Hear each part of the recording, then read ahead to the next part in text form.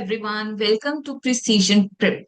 आज हम डिस्कस करने वाले हैं ह्यूमन रिसोर्स मैनेजमेंट सेमेस्टर 2, जो कि आपका परसों एग्जाम है 8 जून 2026 को।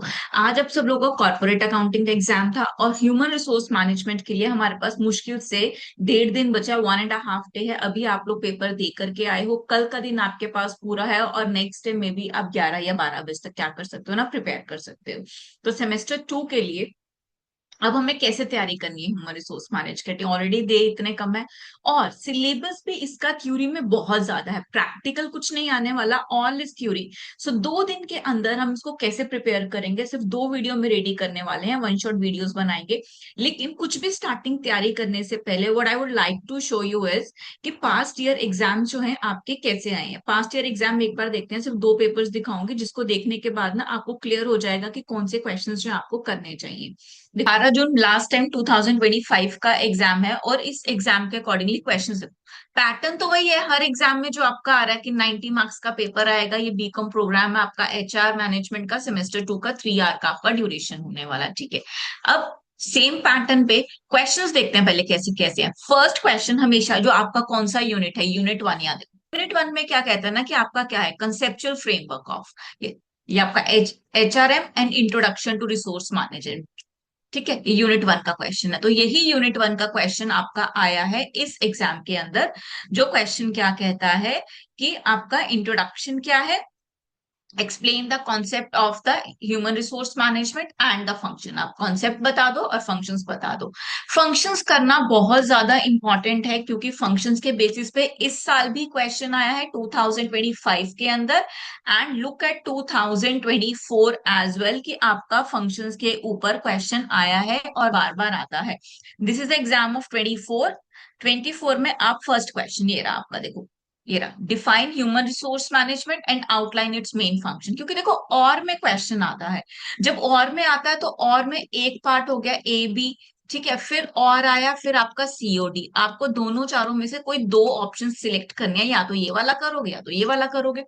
और दोनों ही सूरतों में आपसे कहीं ना कहीं वो ह्यूमन रिसोर्स मैनेजमेंट क्या होता है और उसके फंक्शंस क्या होता है ये पूछ रहा है। तो फंक्शंस वाला क्वेश्चंस आप जरूर करके जाना, आपके मैनेजेरियल फंक्शंस और ऑपरेशनल फंक्शंस क्या होते हैं।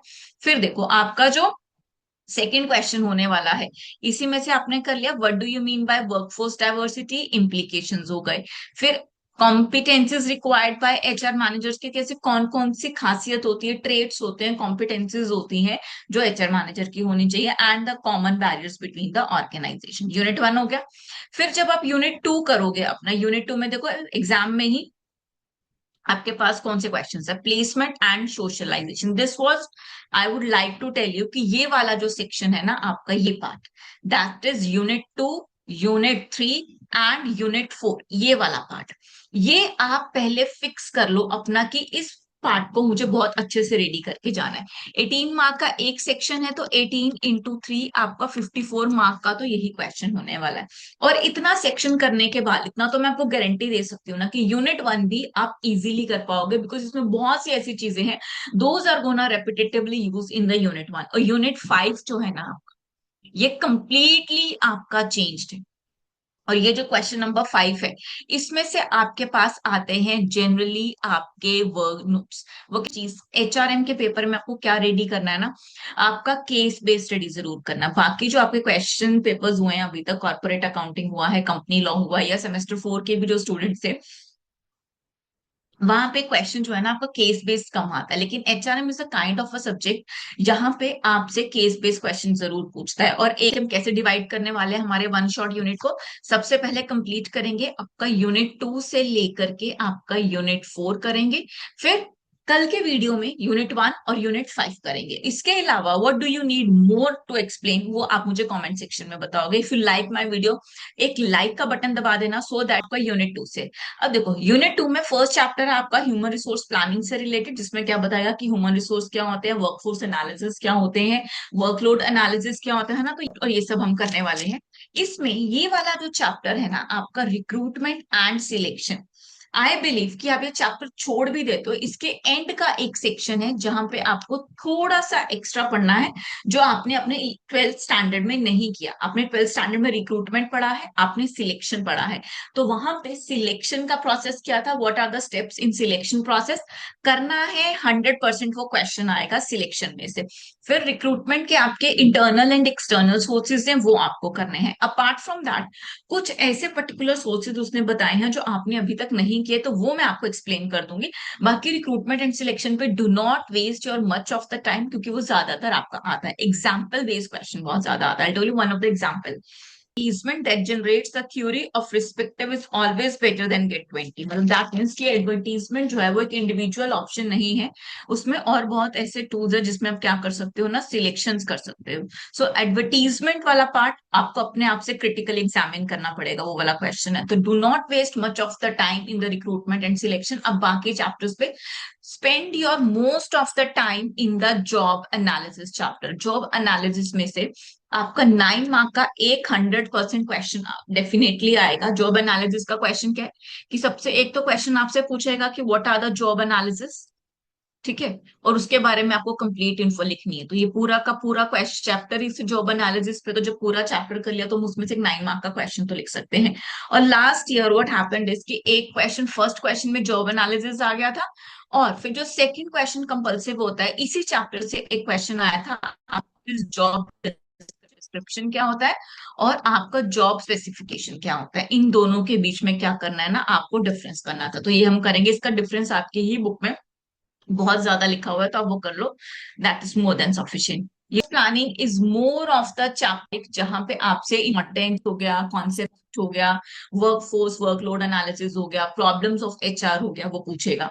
Chapter 4 placement induction and socialization. In nutshell सबको पता है कि प्लेसमेंट क्या होता है, कि फर्स्ट टाइम एम्प्लॉय को कौन सा जॉब देना है, which is known as placement. Induction क्या होता है, to get introduce with your employees is induction, और अपने ही एम्प्लॉयज के साथ हाउ ही गेट्स कंफर्टेबल, वो अपने सोशलाइज कैसे करेगा, अपने फीलिंग्स कैसे शेयर करेगा, दैट इज सोशलाइजेशन। वो इसके बेसिस पे है आपका क्वेश्चन। तो this unit is very very important. कहने के लिए 18 मार्क का यूनिट है, बट बहुत टाइम देखा गया कि इस चैप्टर यूनिट में से एक्स्ट्रा क्वेश्चंस भी जो है ना आपके बहुत सारे आ जाते हैं। देन अब यूनिट 3 करोगे, जिसमें आप ट्रेनिंग और डेवलपमेंट करोगे। अब देखो ट्रेनिंग और डेवलपमेंट में कैसे करेंगे, सबसे पहले ट्रेनिंग और डेवलपमेंट का डेफिनेशन करो। बेनिफिट्स ऑफ ट्रेनिंग आपने 12th स्टैंडर्ड में किए हैं, इंप्लॉयज को क्या बेनिफिट होते हैं, ऑर्गेनाइजेशंस को क्या बेनिफिट होते हैं, वो वाले आप ट्रेनिंग डेवलपमेंट एंड बेनिफिट्स क्या करने वाले हो ना, दोबारा से करने वाले हो। फिर आपके मेथड्स करोगे, on the job of the job training जो आपने 11th 12th में किए थे अपने 12th क्लास में, एज इट इज कर लो। वेस्टिबल ट्रेनिंग भी वन ऑफ द पार्ट है।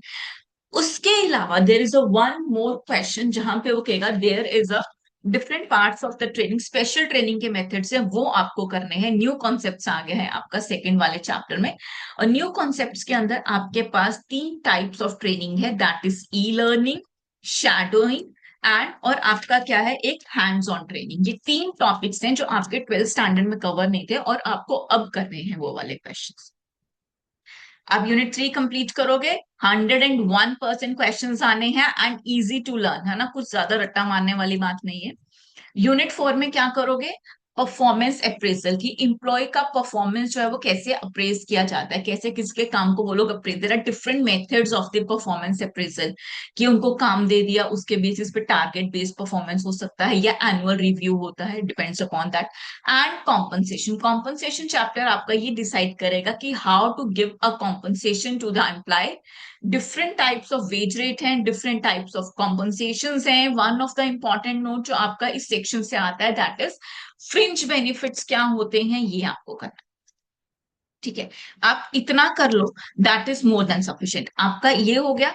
इसको करते ही आपका नेक्स्ट यूनिट क्या होने वाला है ना, नेक्स्ट डे आप पहले ये 3 कंप्लीट करो, फिर देन डिवाइडेड ऑन, फिर आप अपना यूनिट 1 कंप्लीट करोगे which is HRM and introduction to HRM. ये कंप्लीट कर लिया। फिर जंप कर जाओ आपका अपना यूनिट 5। यूनिट 5 में क्या करना है, देखो 6 चैप्टर्स हैं, 6 के 6 चैप्टर्स कोई नहीं करने वाला, अराउंड मोर देन 100 पेजेस का चैप्टर है, यूनिट है। इसको पूरा करने बैठोगे तो टाइम इसी में निकल जाएगा और कुछ नहीं रेडी कर पाओगे।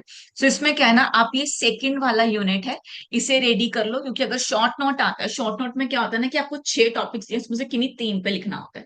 सो उन 3 पे जो आपको लिखना है ना, उसमें आप एक अपना HRS मत छोड़ना, EHRI मत छोड़ना, इम्प्लॉयर और इम्प्लॉय रिलेशनशिप नहीं छोड़ेंगे। सो बस ये 2 चैप्टर इसमें से कर लो, तो उम्मीद है कि इसी में से क्वेश्चन आ जाएगा। और अगर एक क्वेश्चन 9 मार्क्स का छूट भी जाता है ना आपका, तो आप उसमें से कुछ भी बना के जो आपको समझ में है वो लिख देना। So this is our study plan for HRM on 8 June 2026. I'm gonna post the different videos for 2 days for not short video. Do watch that video for the more easy explanations. Till then, thank you so much and bye bye. Like, share, and subscribe the channel.